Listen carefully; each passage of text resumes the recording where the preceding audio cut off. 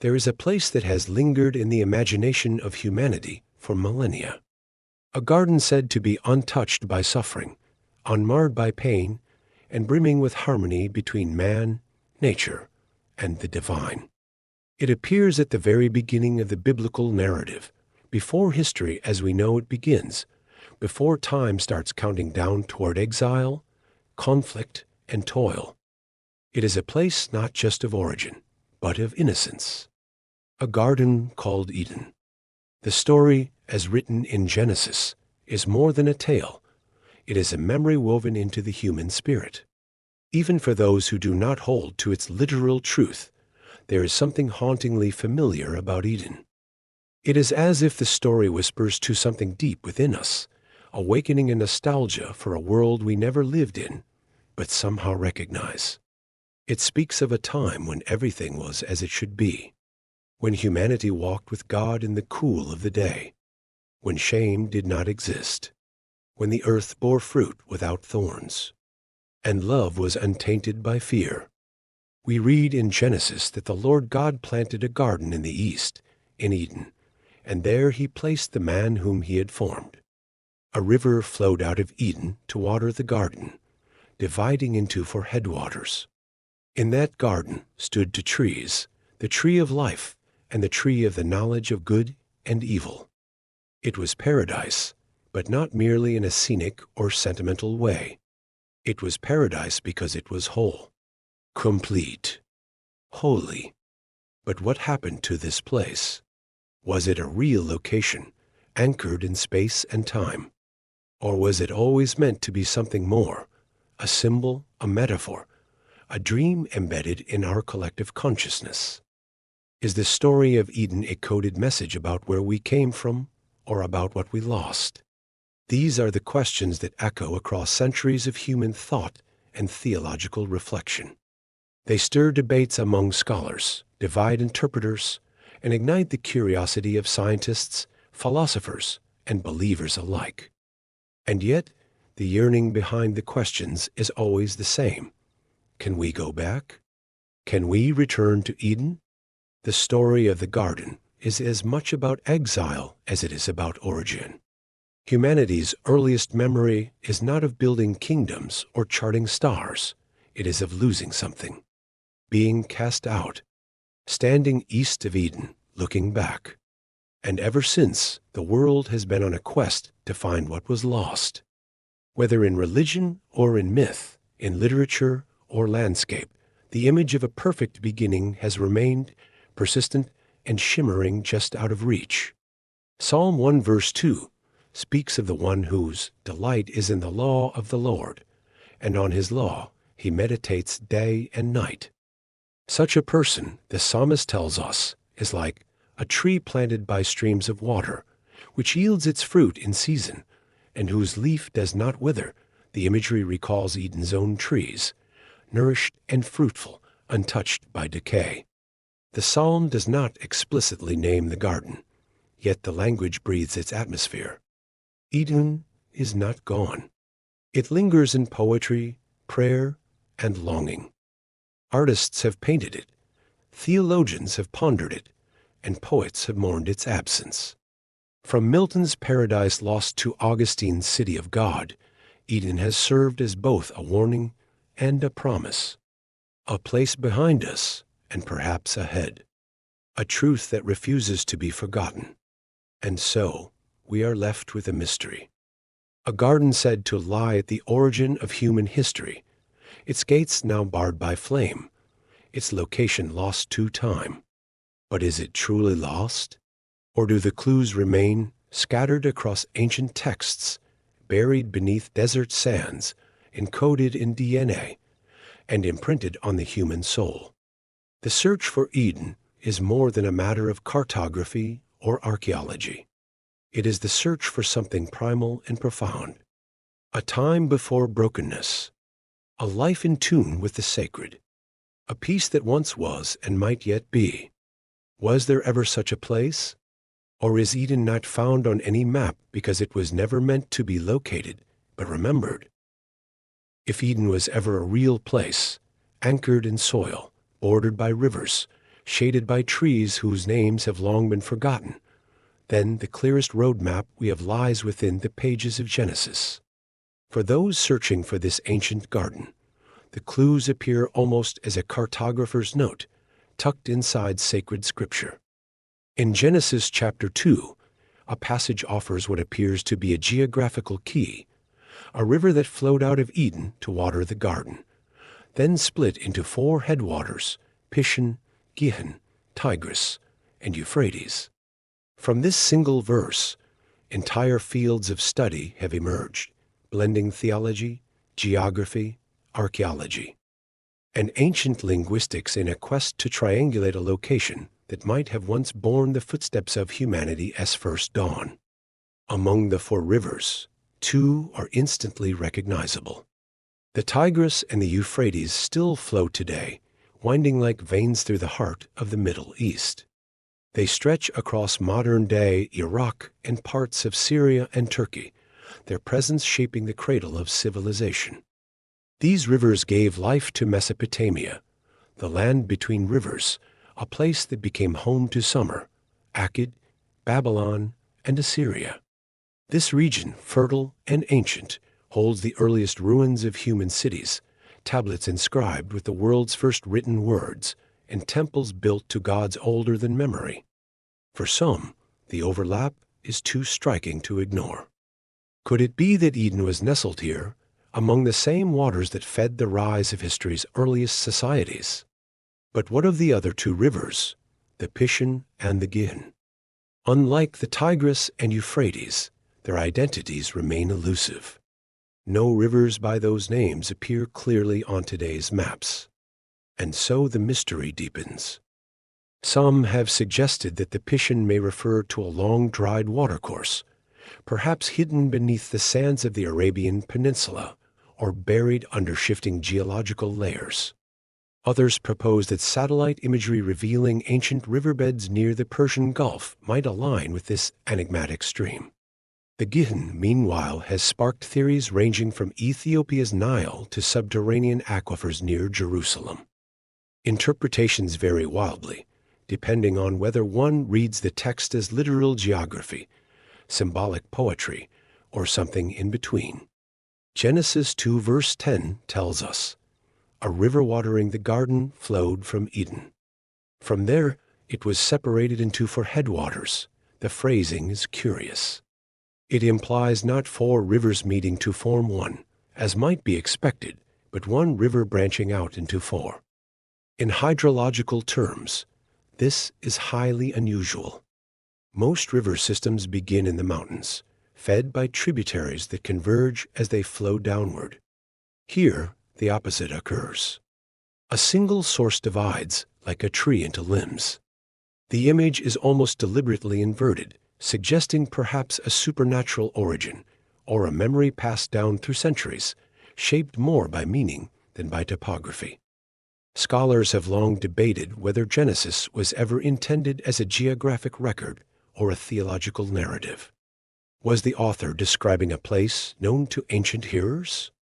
Or were the rivers symbols, chosen for their resonance and reach, each one evoking the expansiveness of Eden's blessing? The Pishon is said to wind through the land of Avila. Where there is gold, the Gihon circles the land of Cush.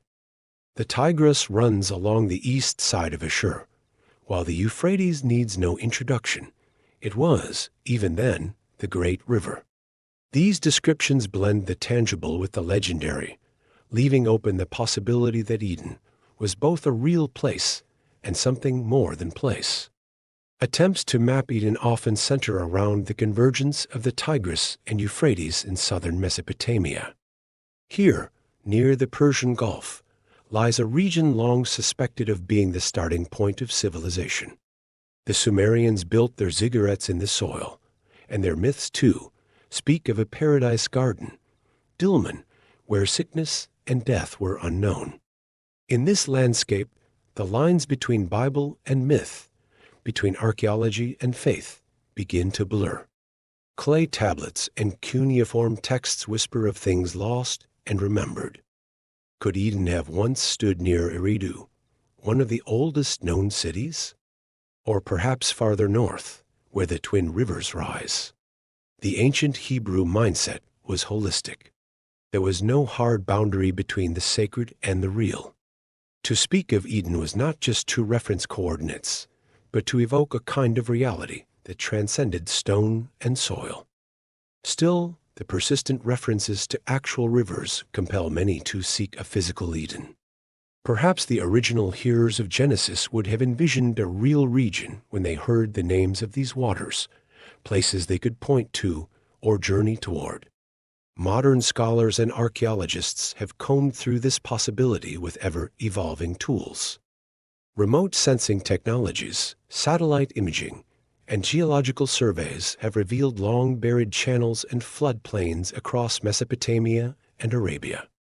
Some have even speculated that climate shifts and tectonic changes might have eroded or erased the original river systems described in Genesis. If Eden once stood upon this earth, then time itself may have swallowed its boundaries, leaving behind only echoes. Yet, in spite of these efforts, no definitive location has ever been found. And perhaps that, too, is part of the story's enduring power. The garden lies just beyond our reach, mapped, perhaps, in fragments and shadows, but never fully grasped. Each river that can be traced leads us deeper into history and further into mystery. Every ancient name becomes a doorway, every theory a reflection of our yearning to reconnect with origins long obscured. This intersection of faith and science, scripture and soil, challenges us to rethink how we read the Bible. Can a text be both sacred and historical? Can its words speak truth beyond facts, revealing layers of meaning hidden beneath the surface? Genesis offers not just a puzzle of rivers and lands, but a lens, a way of seeing the world as connected, purposeful, sacred. The rivers of Eden may never be found in full, but the search continues, flowing through deserts and libraries, beneath ruins and within hearts. What lies between these rivers is not only a lost garden, but the story of who we are and where we began. Beneath layers of dust and stone, beneath centuries of silence and sand, there lie traces of stories older than writing. The archaeologist's spade does not only unearth pottery and bones, it awakens whispers from forgotten worlds. In the search for Eden, this discipline offers something vital, tangible fragments of humanity's earliest attempts at civilization. If Eden was ever more than a metaphor, more than a dream or myth, then the clues may lie buried, fossilized in ruins, scattered across the terrain of what was once called the Fertile Crescent. Among the earliest of such sites is Eridu, considered by many to be the first city in summer, and perhaps the oldest city in the world. Situated in the southern region of Mesopotamia, near the ancient course of the Euphrates River, Eridu occupies a special place in both archaeology and mythology. The Sumerians themselves viewed it as sacred, home of the god Enki and the cradle of kingship. In their cosmology, Eridu was a place of divine blessing, where the decrees of civilization, were bestowed upon humanity. Eridu's ruins reveal a sequence of temples built atop one another, layer by layer, over thousands of years. As the oldest layers are reached, they reveal simplicity, humble beginnings, small altars, early community life. But what makes Eridu compelling in the Edenic context is not only its antiquity or religious significance. It is the suggestion, still debated, that this site might represent a memory so ancient and foundational that it echoes in the biblical Eden narrative. A sacred beginning, a flourishing space from which all else flowed. Yet Eridu is just one name on the list. Far to the north, in southeastern Turkey, lies Göbekli Tepe, a site that has revolutionized the understanding of early human spirituality. Discovered in the 1990s, but dating back over 11,000 years, Göbekli Tepe predates not only the invention of writing, but the widespread development of agriculture. Massive stone pillars, carved with animals and symbols, formed concentric circles that appear to have served ceremonial or religious purposes. The builders were hunter-gatherers, people traditionally thought too primitive to construct such monuments. What makes Göbekli Tepe so striking in this context is its intentionality. It was not a village or a fortification. It was not built for survival, but seemingly for communion, for something sacred. Its very existence challenges the narrative that religion followed agriculture. Here, it appears to be the reverse. The impulse to worship, to connect with something beyond, may have spurred humans to settle, to cooperate, to domesticate the land. Could it be, then, that Eden was not a garden abandoned, but a sacred space remembered? That what the Bible calls Eden, early humans commemorated in stone and symbol? Some scholars suggest that the memory of a fertile, divine place, a place of peace and abundance, was preserved in myth and eventually recorded as the Garden of Eden. These early sites, like Eridu and Göbekli Tepe, are candidates not because they precisely match the Genesis account, but because they represent the kinds of places where such a memory could have been born. Places where early humanity took root, contemplated the divine, and later transformed oral memory into sacred story. As excavations expand and technologies improve, other candidates emerge. The Zagros Mountains to the east and the Levant to the west also yield ancient sites with traces of early settlement, domesticated plants, and religious artifacts. In many of these places, scholars have found figurines, altars, and ritual spaces suggesting not only physical survival, but spiritual hunger. These sites do not tell a single, unified story, but they offer glimpses. Snapshots of a time when humans, still emerging from the wilderness of prehistory, began to build sanctuaries, to carve meaning, to worship. Yet the tension remains. For those who approach Eden as a theological truth, archaeology can be a blessing or a challenge. Empirical data demands cautious interpretation. It does not confirm faith, but it does not always deny it either. It provides context, texture, possibility. Some believers see these discoveries as affirmations, signs that the biblical story carries echoes of a historical reality. Others view them with skepticism, guarding sacred texts against reduction to mere artifact. This tension reveals something profound. The search for Eden through archaeology forces us to ask how we define truth. Is it found in data points and carbon dating, or in the resonance a story holds within the soul of a people? The physical and the spiritual, the tangible and the transcendent, intersect beneath the sands.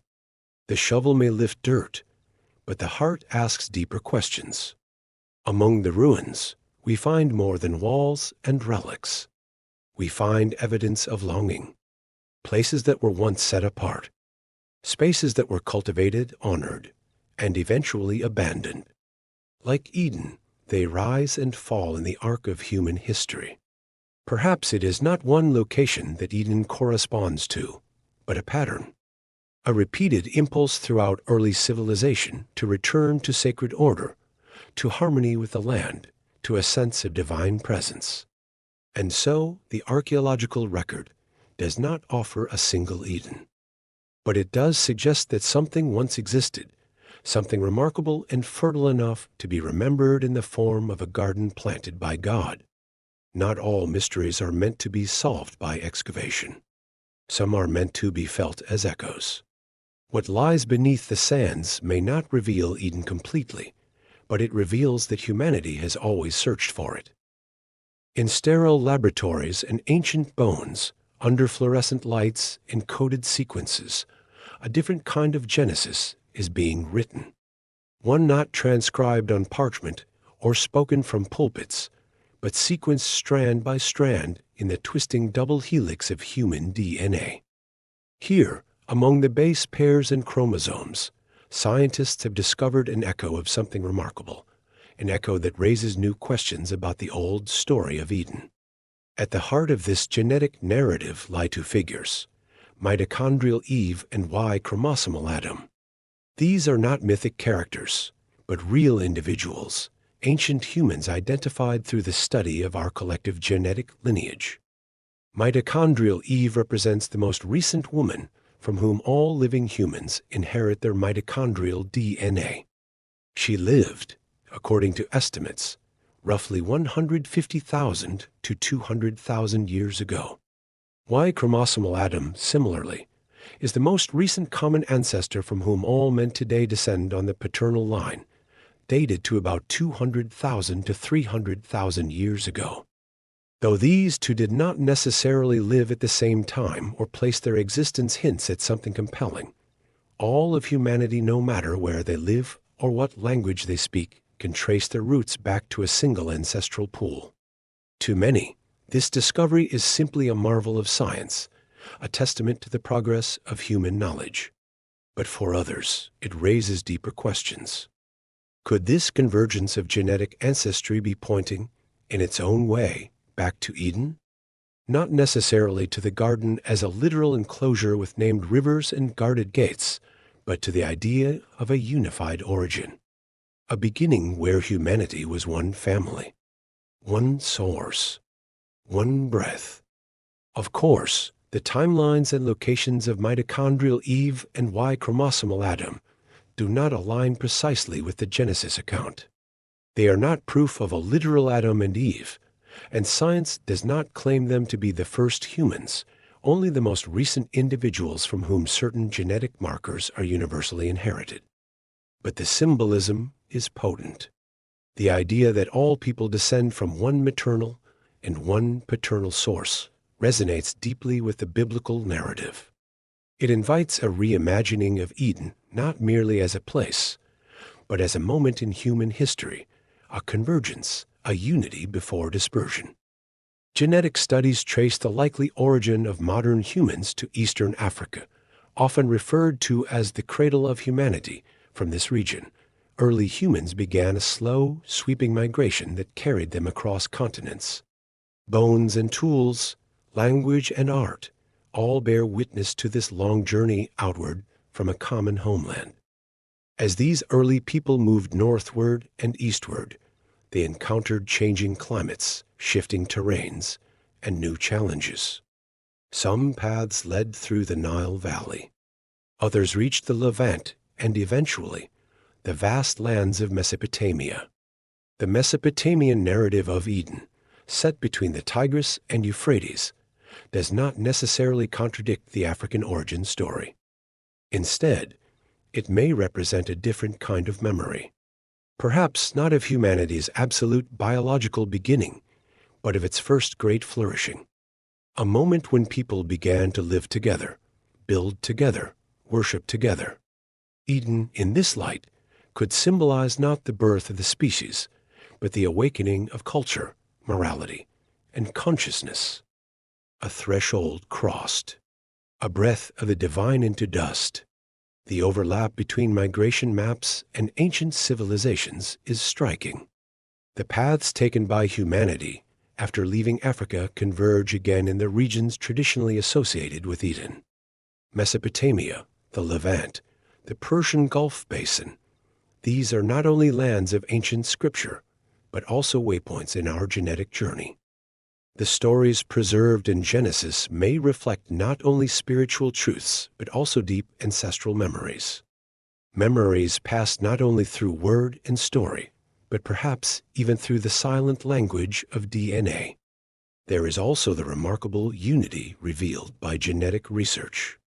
Despite the diversity of skin, language, culture, and belief, the human genome is astonishingly consistent. The differences between any two people, genetically speaking, are minuscule, less than 0.1%. This suggests something profound. The human family is tightly knit, bound together not only by shared biology, but perhaps by a shared history that we are only beginning to rediscover. It echoes the biblical declaration that all people are made in the image of God. Not some, not a few, but all. The tension between scientific language and theological expression often leads to misunderstandings. Where science seeks explanation, theology seeks meaning. Yet in the story of our genetic origins, the two disciplines seem to be walking in parallel. Both acknowledge that humanity came from somewhere unified, that there was a beginning, that something essential about who we are was established early and has remained with us, unshaken by time or geography. This does not require abandoning faith for science, nor science for faith. Instead, it invites a more layered understanding of the story. The Garden of Eden may not be a pinpoint on a modern map, but it could represent a truth that is as biological as it is spiritual, that we were once whole, once together, once innocent. That we had, if not a literal garden, a figurative one, a state of harmony before the world fractured.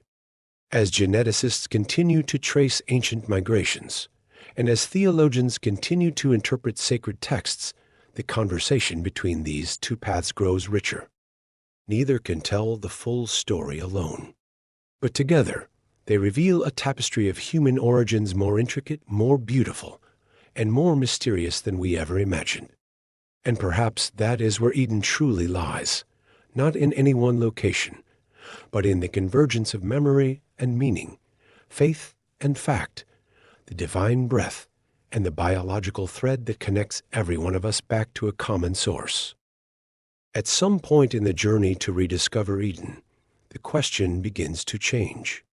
The maps fade, the archaeological layers grow quiet, and the DNA strands unwind into the abstract. What remains is something less tangible, but perhaps more enduring. Eden, for many, is not only a historical inquiry or a theological mystery. It is a symbol, a mirror, a memory carried deep within the soul. Early Christian thinkers did not always view Eden strictly as geography. While many believed it had existed as a real garden at the dawn of time, they also saw in it something more profound, a spiritual state, a place of communion, not simply between humans and nature, but between humanity and the divine. In Eden, they believed, there was perfect harmony. The will was aligned with God. The heart was unburdened by shame. The mind knew peace. When that harmony was lost, through disobedience, through separation, so too was Eden. It was not only humanity that was driven east of the garden. It was the soul that fell out of alignment, that stepped into exile. Augustine of Hippo, one of the most influential voices of early Christianity, described Eden not only as a physical space, but as a representation of the original state of righteousness. In his writings, the garden becomes a symbol of ordered love, where love of God, love of others, and love of self existed in perfect proportion. This vision of Eden as an inner condition was not limited to theologians. Mystics and ascetics throughout Christian history often spoke of the garden of the heart. For them, spiritual life was not about reclaiming territory lost in Mesopotamia. It was about cultivating the soul as sacred ground. The monastic traditions, especially in the early centuries of Christianity, developed this idea with great depth. The Desert Fathers and Mothers withdrew from society not to escape the world, but to rediscover the inner Eden, to return to simplicity, silence, and intimacy with God. In this light, the garden becomes a metaphor for purity, not naivete, for intimacy, not ignorance, a place within where the voice of the Creator can still be heard walking in the cool of the day. In this space, prayer becomes the pathway, humility the soil, and love the flowering tree. The story of Eden in Genesis takes on a new dimension when viewed this way. The serpent's temptation is not merely the start of sin, it is the fracturing of harmony. The eating of the fruit marks the moment when the soul turned from trust to autonomy, from dependence to pride. The fig leaves are not only literal coverings, but symbols of the self-protective layers we wrap around ourselves when shame enters the heart. And the flaming sword at the garden's gate becomes the barrier between who we are and who we were created to be. But if Eden was lost within, it can also be sought within. The spiritual life, then, becomes a journey not across deserts or through libraries, but into the self, into the places of memory, conscience, and longing. And in this journey, the ancient hope reawakens, that the way back may yet be found. Psalm 51 verse 10 pleads, "Create in me a clean heart, O God, and renew a right spirit within me." It is a cry not for a change in scenery, but a change in the soul. It is a yearning to return, to recover what was once whole. To walk again in innocence, not as children ignorant of good and evil, but as beings restored by grace, living in wisdom and peace. Christian mysticism has long embraced this dual vision of Eden. It is a place of origin, yes, but also a present possibility. The heart, properly oriented, becomes a garden. The soul, watered by faith and tended by discipline, can bear fruit again. The Apostle Paul speaks in Galatians 5 of the fruit of the Spirit: love, joy, peace, patience, kindness, goodness, faithfulness, gentleness, and self-control. These are not grown in literal soil, but in the heart that yields itself to God's presence. This vision stands in contrast to a purely historical reading of Eden. It suggests that the loss of paradise was not only a past event, but an ongoing reality, and so is the possibility of its restoration. Not through archaeology, but through repentance. Not through discovery, but through transformation. The inner Eden is always near, though often overgrown. Its gate is narrow, but it remains open to those who seek with humility. Throughout church history, spiritual guides have spoken of this inward journey, using the imagery of a garden. Teresa of Avila, a 16th century mystic, compared the soul to a garden that God waters with His grace.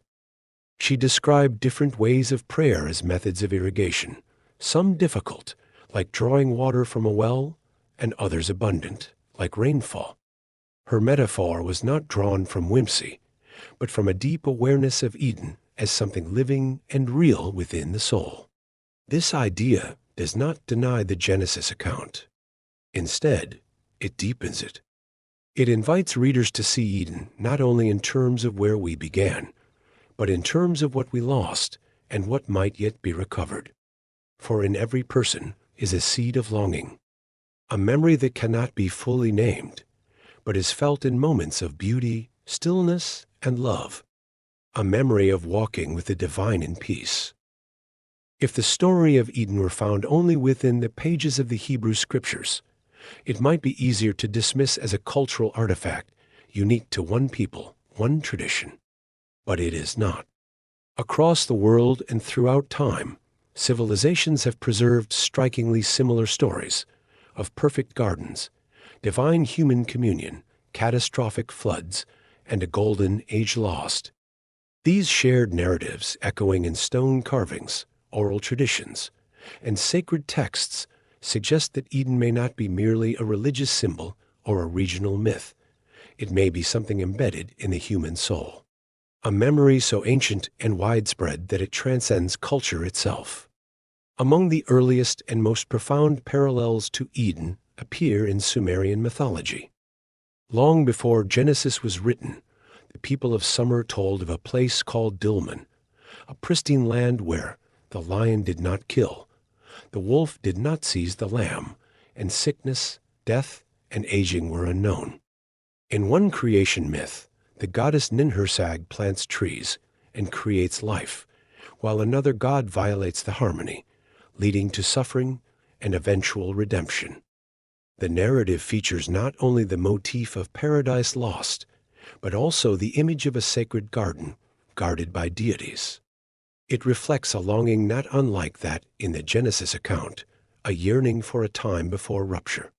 In Egyptian mythology, the notion of a perfect beginning also emerges. The land of Ta-Neter, the divine land, is sometimes described as the original place where the gods first walked, where order might reigned and chaos had not yet intruded. This place, often associated with the Nile's fertile basin, was viewed not just as a geographic origin, but as a state of balance and divine favor. The Egyptian Book of the Dead speaks of a field of reeds, a serene paradise where the righteous may dwell after death, tended by the gods and nourished by abundance. The Persian tradition, particularly through Zoroastrianism, also offers compelling parallels. In their earliest cosmology, the world begins as a garden like creation, pure and uncorrupted. Evil, personified by Angra Mainyu, enters and distorts what was once good. Humanity, created by the good god Ahura Mazda, must choose between truth and deceit, light and darkness. Though the setting differs, the pattern remains: a good beginning, a corrupting choice, and the hope for a final restoration. Some scholars see in the Persian idea of Arianem Vaija, a mythic homeland, the seeds of a paradise narrative that may have influenced or echoed the Edenic story. In the ancient Indus Valley and early Vedic traditions, while the specific image of a garden is less defined, there is still a recurring theme of cosmic harmony lost and sought. Hymns from the Rig Veda speak of a time when there was neither death nor immortality, when the gods created order out of chaos. These stories also contain flood motifs and cycles of renewal that resonate with other ancient myths. The indigenous peoples of the Americas, too, preserve creation stories rich in Edenic imagery. The Aztec myth of Tamancan describes a paradise where gods and humans coexisted before a great rupture. The Maya spoke of a lush origin place from which their ancestors emerged, only to be scattered after disobedience or imbalance with nature. In North American tribes, such as the Hopi or the Iroquois, the earth is remembered as once sacred and unified, until an act of violence or pride led to dispersion or dissent. Perhaps most universally shared across cultures are the flood legends, narratives that describe a time when divine judgment or cosmic imbalance brought water over the earth, cleansing or destroying what had once flourished. These stories are found in Babylonian, Greek, Chinese, and Aboriginal traditions. The Epic of Gilgamesh, one of the oldest surviving works of literature, includes a flood so similar to the story of Noah that scholars have debated whether Genesis borrowed from it, responded to it, or if both draw from an even older shared oral tradition.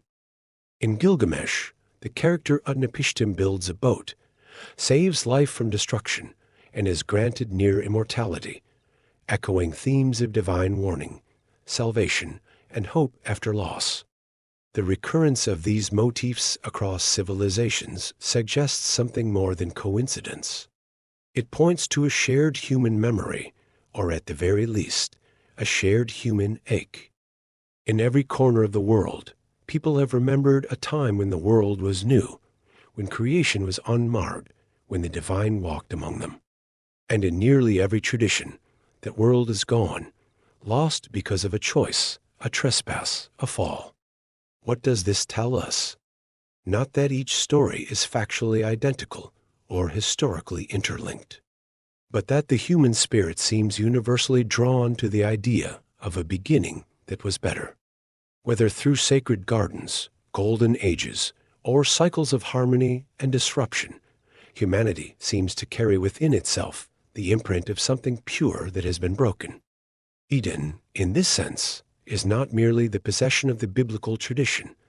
It is a mirror held up to all peoples. This universality raises provocative possibilities. Could the Eden narrative in Genesis be one form, among many, of expressing a truth felt by early humanity? A truth not confined to text or temple, but carried through memory, myth, and movement across the earth. Perhaps Eden was not only a garden in time, but a spiritual inheritance passed down through language and longing. A story that keeps returning because it touches something real. The power of these shared myths lies not in their agreement on every detail, but in their resonance. They speak to a common origin, a fall from unity, and a longing for return. These are not merely theological claims, they are anthropological patterns. The garden, it seems, lies at the root of the human story, regardless of creed or continent. Eden's voice, then, is not singular. It is a chorus, a harmony of stories that suggest we are not alone in our search. Across oceans and empires, deserts and rainforests, generations have remembered paradise and mourned its absence. They have told stories not only to explain the world, but to remind themselves of something they once knew. And if all these echoes point in the same direction, perhaps they are not mere imagination. Perhaps they are the distant reverberations of something true, not provable in stone or syllable, but felt, deep and persistent, as if the world itself remembers. It is perhaps the most haunting moment in all of sacred scripture, the gate to Eden closing behind humanity, guarded by a flaming sword that turns in every direction. The garden is no longer home. Innocence is no longer ours. Harmony has shattered, and exile begins. But why? Why did Eden have to be lost? Was it a divine punishment, or was it something deeper, a necessary step in the unfolding of what it means to be human? In the Genesis account, the fall is framed by a choice. A tree, a command, a temptation, a decision. The tree of the knowledge of good and evil stood in the center of Eden, alongside the tree of life. The command was simple: eat of any tree, but that one. The serpent's voice introduced doubt, subtle but devastating. Did God really say? The woman saw the fruit, saw that it was desirable, and she ate. The man did likewise, and their eyes were opened. The moment is not described with thunder or catastrophe, but with quiet realization. Shame, awareness, distance. They cover themselves. They hide. They hear the sound of God walking in the garden, and for the first time, they do not run toward him, but away. Eden is not destroyed, it is withdrawn. Or perhaps it is humanity who has withdrawn from Eden. Theologians have interpreted this moment in countless ways, each revealing something of the human condition. In traditional Christian thought, the fall is seen as the entrance of sin into the world, an act of disobedience that fractured not just the relationship between humanity and God, but between humanity and creation, and even within the human soul itself. Where once there was wholeness, now there is fragmentation. Augustine called it the original wound, a corruption inherited by every generation. Others have seen it less as an inherited guilt and more as a repeated pattern, the story of every soul. Yet even within this framework, there remains the deeper question: why was the tree there at all? Why was the possibility of disobedience included in a perfect creation? The presence of the tree suggests that Eden was not meant to be a place of robotic obedience, but of meaningful relationship. And relationships require freedom. Without choice, love is not love, it is compulsion. And so the tree stands as a silent symbol of freedom. The possibility of turning away was necessary, because the possibility of love must be real. From this angle, the fall becomes not merely a failure, but a threshold, a moment of moral awakening. It was the moment when humanity stepped into knowledge, into the burden and beauty of self-awareness. Not that this excuses the act, but it reframes it, not simply as a crime punished, but as a journey begun. There is loss, yes, but there is also movement, from innocence to experience, from dependence to responsibility, from paradise to pilgrimage. In Jewish tradition, the fall is often viewed with less emphasis on inherited sin and more on the tragedy of lost potential. Adam and Eve are not condemned so much as exiled for their own good, For if they had eaten from the tree of life after disobeying, they would have lived forever in a broken state. Their removal from Eden was not just judgment, but mercy, a protection from eternal distortion, a gesture that suggests Eden was never meant to be clung to, but to point beyond itself. Some early Christian writers spoke of the fall as a kind of felix culpa, a happy fault, not in the sense that the sin was good, but that God's grace would rise to meet it with even greater beauty. That the journey out of Eden, painful though it was, would lead eventually to redemption. That the exile would one day find its way home. In this view, Eden is not the final word. It is the first word in a much longer sentence. A sentence that includes longing, struggle, grace, and return. But the pain of the exile is real. In Genesis 3 verse 23, it is written, "So the Lord God banished him from the Garden of Eden to work the ground from which he had been taken." Work becomes toil. Birth becomes pain. Relationships become marked by conflict. And the earth itself, once cooperative and fruitful, now resists. The fall is cosmic in its reach. Nothing remains untouched. The dissonance we feel in ourselves and in the world around us begins here. And yet, this banishment is not the end of the relationship. Even as they are exiled, Adam and Eve are clothed by God. The fig leaves of shame are replaced with garments made by divine hands. This gesture, tender and unexpected, suggests that though the garden is lost, the love is not. Eden is gone, but not forgotten, and not unreachable. Was Eden meant to last? Or was it always a beginning? A place of orientation, not destination? The Genesis account leaves space for wonder. It presents the garden not as a final state, but as a prototype of harmony. A state humanity was meant to grow into, not remain within. Like children, innocent but immature, we were never meant to stay where we began. We were meant to walk, to choose to become. In this light, the fall becomes part of the design, not as a tragedy scripted, but as a risk allowed.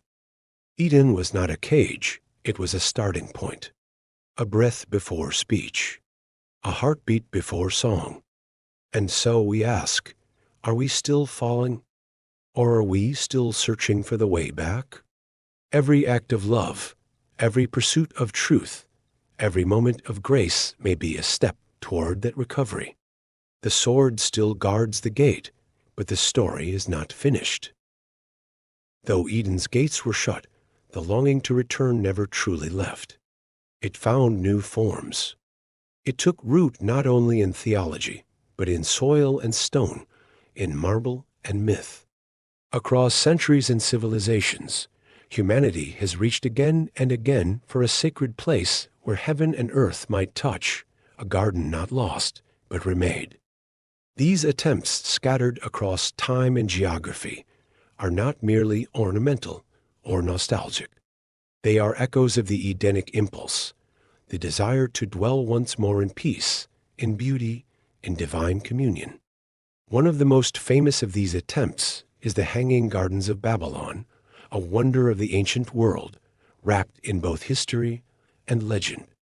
Though the physical evidence of the gardens remains elusive, ancient descriptions speak of terraced greenery, flowing water, and lush vegetation defying the arid Mesopotamian climate. Said to have been built by King Nebuchadnezzar for his wife, the gardens were more than an architectural feat, they were a statement. A vision of paradise suspended above the dust of empire. A reminder that even amidst political power and conquest, the human spirit still yearns for beauty, for balance, for Eden. The ancient world knew many such spaces. Temple gardens were common in Egypt, where priests cultivated sacred groves dedicated to the gods. Palm trees, lotus ponds, and orderly rows of plants symbolized life, renewal, and divine order. These were not mere aesthetic choices. In Egyptian thought, Harmony with the land reflected harmony with the divine. Gardens were spiritual blueprints, microcosms of the universe, shaped to mirror the eternal. In Persian culture, the word for garden, paradise, is the origin of our word paradise. These Persian gardens were carefully designed enclosures of symmetry and peace, often divided into quadrants by water channels, representing the 4 rivers of Eden. The structure itself reflected a deep theological vision: order out of chaos, fertility in the midst of desert, the divine present in the natural. Persian kings and poets alike saw these gardens not only as places of leisure, but as expressions of a metaphysical hope, the recovery of something lost, the touching of something holy. In the Greco-Roman world, the connection between sacred space and nature took on yet another form. Temples were often built in groves, near springs, or on elevated hills where the earth and sky seemed to converse. The Elysian fields of Greek mythology, a paradise reserved for the blessed after death, mirrored Eden's themes: peace, abundance, eternal rest. It was the place beyond toil, beyond time. As the Christian tradition developed, this impulse did not fade. It simply changed shape. Medieval monasteries became the new Edenic experiments. Enclosed gardens flourished within their stone walls, not only as sources of food and medicine, but as symbolic spaces of spiritual order. The garden became a place of contemplation. Paths were laid with intention. Herbs were planted with prayer. In cloisters, monks walked in silence under vines and branches, seeking the same stillness that once filled Eden's air. The garden was not a return, but a rehearsal for the life of grace, for the world to come. Even in art and literature, Eden found its recreation. Illuminated manuscripts depicted the garden, not as myth, but as memory. Painters filled their canvases with imagined paradises, lush, radiant, untouched by decay. In Renaissance art, Eden was often placed in the background of scenes, a distant landscape still visible, still calling. The presence of trees, rivers, and radiant light became shorthand for sacred presence, a visual language of longing. In Islamic tradition, paradise is richly described in the Quran as a garden, Jannah, a place where rivers of milk, honey, and wine flow, where believers rest in shade and comfort, where sorrow is no more. This vision, too, reflects the Edenic memory, a perfect place not only for the body, but for the soul, a reward, a restoration, a return.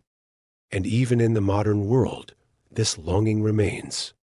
Botanical gardens, sacred landscapes, and urban sanctuaries continue to emerge as human responses to the chaotic pace of life.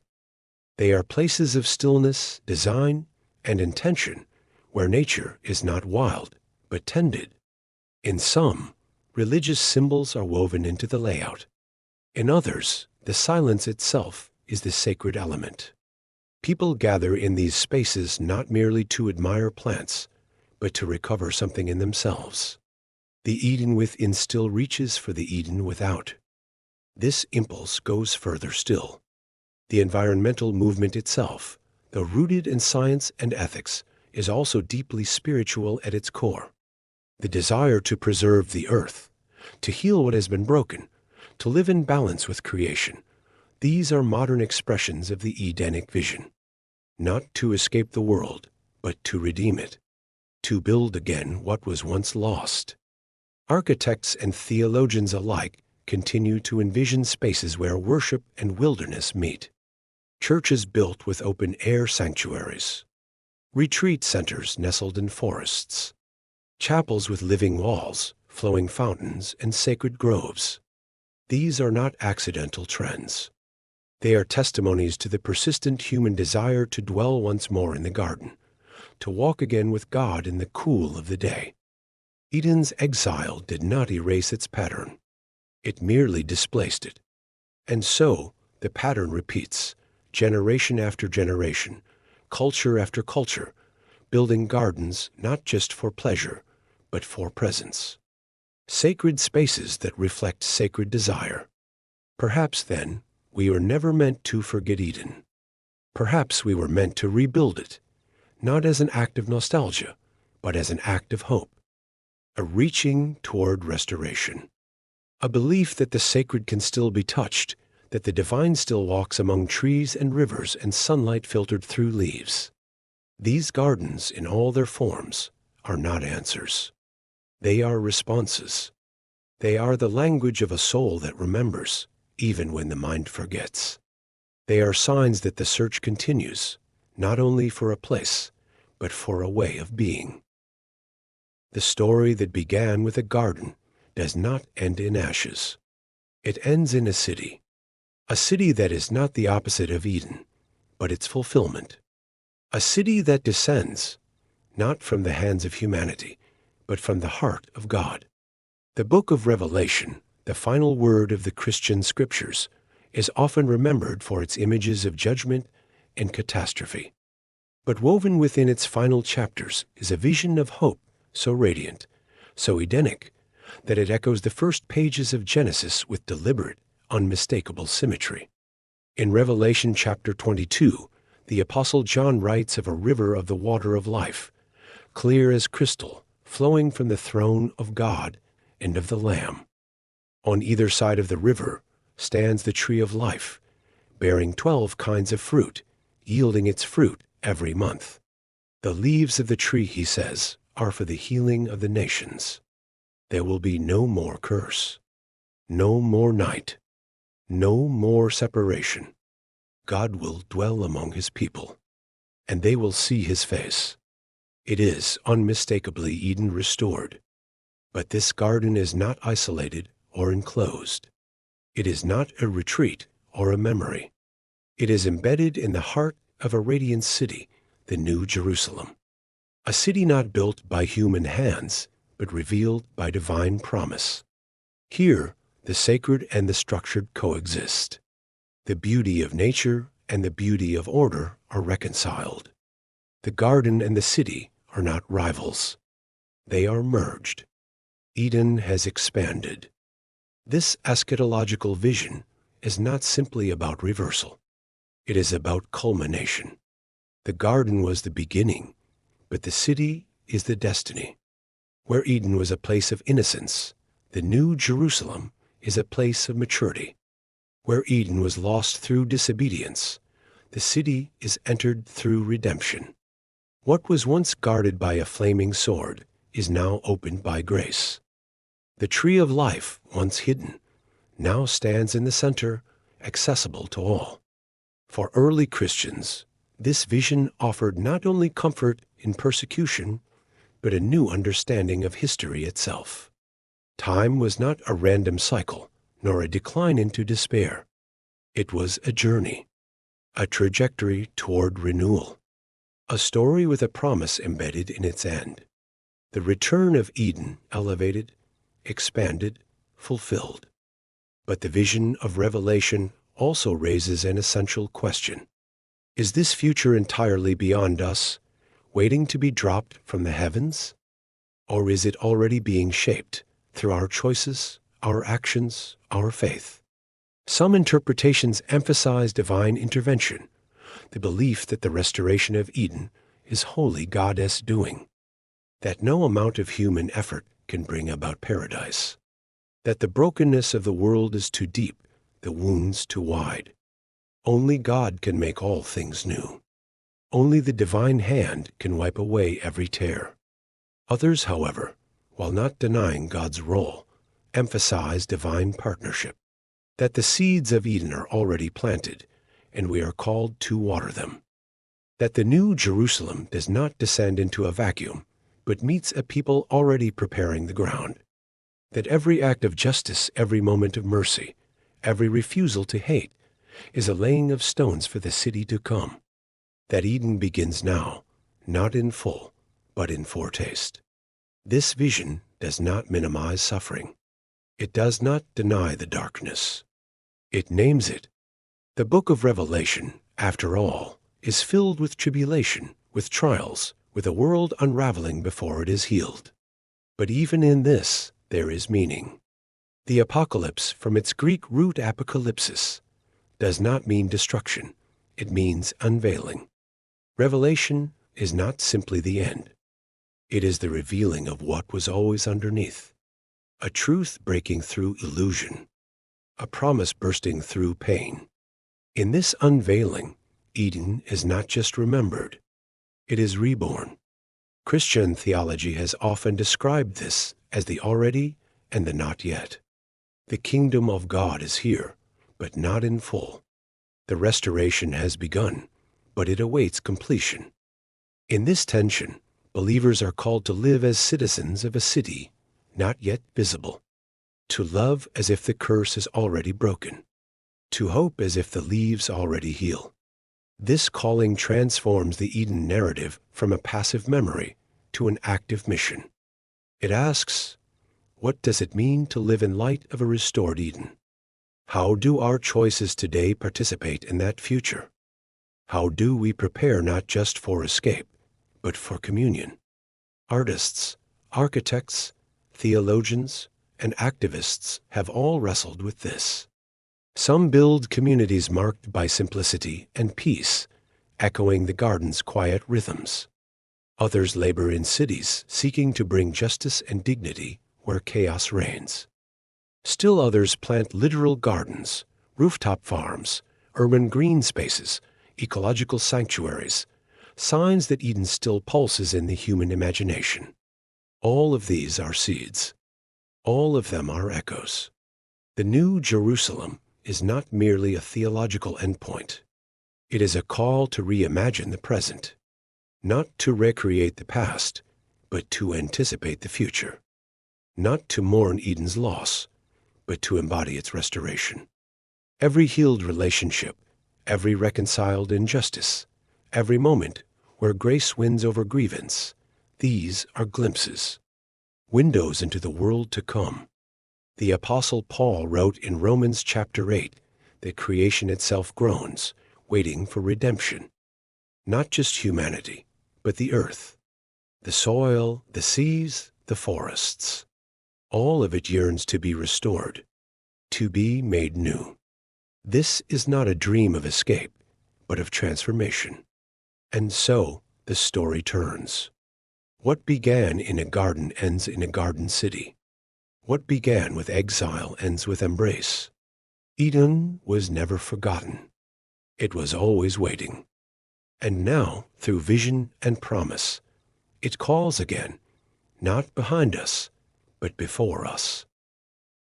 Eden has been lost, remembered, symbolized, and promised again. But perhaps its most profound truth lies not in where it was, but in why we still search for it. The longing for Eden has not diminished with time. If anything, it has deepened. Beneath the layers of technology, progress, and modern complexity, the ache for wholeness persists. It rises in our quiet moments, in our yearning for simplicity, for beauty, for peace. It stirs in our sorrow when we witness injustice, when we feel disconnection, when the world feels too loud and too broken. Something within us whispers that we were made for more. The Eden narrative, across faiths, cultures, and centuries, is not simply about origin. It is about orientation. It points to the deep truth that we were once in harmony with God, with creation, with one another, and that we are meant to find our way back. Not in the sense of retracing old steps to a lost place, but in the sense of becoming whole again. Eden, then, is not only where we began, it is what we are called to become. In a world fractured by division, driven by consumption, and often indifferent to the sacredness of the earth, the Eden story becomes a mirror. It shows us what we've lost, but it also shows us what we must seek: reconciliation, reverence, renewal. It affects how we treat the natural world, not as a commodity, but as a living, sacred trust. The trees, the rivers, the soil, they are not remnants of a bygone paradise, but reminders that creation still sings, still waits to be honored. It calls us to remember that tending the garden was humanity's first vocation, and perhaps still our most urgent one. It reshapes how we view each other. If Eden was the place where shame had no voice and love had no fear, then our relationships can echo that space again.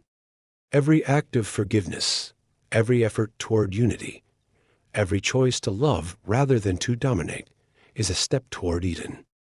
We search for the garden every time we seek reconciliation, every time we choose peace over power. And it speaks to our spiritual journey. The search for Eden is the search for God, not just as a distant creator, but as the one who walked among the trees, who called humanity by name, who still calls. It is the search for intimacy, for presence, for meaning. A return not only to a place, but to a person. For some, Eden may feel like a fairy tale, an unreachable ideal. But for those who listen closely, who trace the story through scripture, through soil, through soul, it becomes something more. It becomes a compass, a promise, a question that refuses to fade. What if we could begin again? What if paradise was never destroyed, but only hidden? What if the way back is not behind us, but within us? We carry the memory of Eden not because we are naive, but because we are human. And that memory is not a burden. It's a gift.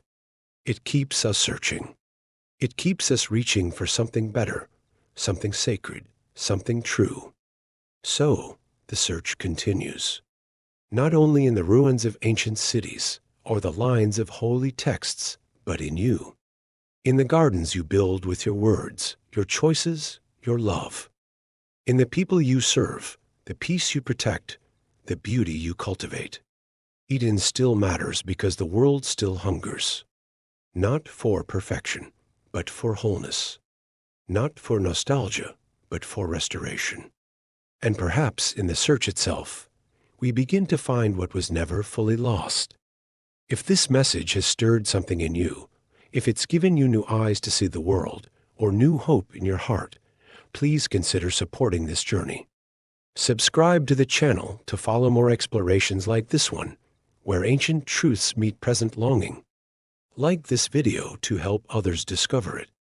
Leave a comment below. We'd love to hear your thoughts, your insights, or even your own stories of searching for Eden. And share this video with someone close to you. A friend, a family member, someone who might need a quiet reminder that they too are part of the story. Thank you for watching. The garden is closer than we think.